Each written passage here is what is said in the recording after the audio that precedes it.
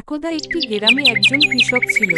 সে ভোর সকালে লাঙল জোয়াল কাঁধে নিয়ে মাঠে যান ফসল ফলাতে।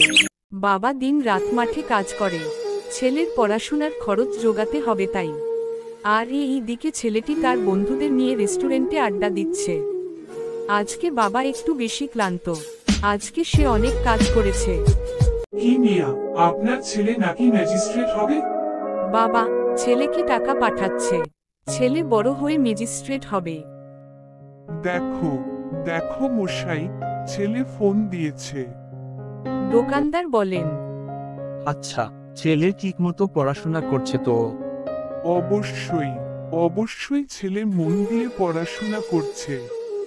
হঠাৎ একদিন তার বন্ধুরা তাকে নিয়ে উপহাস করে, যার ফলে সে কষ্ট পেয়ে চলে যায়।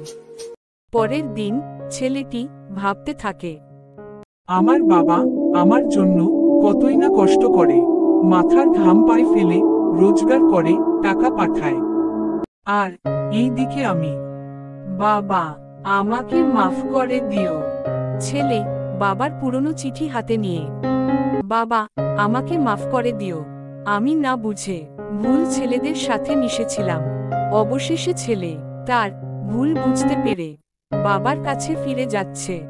বাবা আমি তোমার কথা না শুনে, লেখাপড়া না করে তোমার এত কষ্টের টাকা বন্ধুদের নিয়ে নষ্ট করেছি।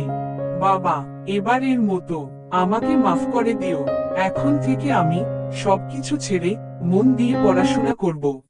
তারপর থেকে ছেলে ঠিক মতো কলেজে যাচ্ছে এবং পড়াশোনা করছে।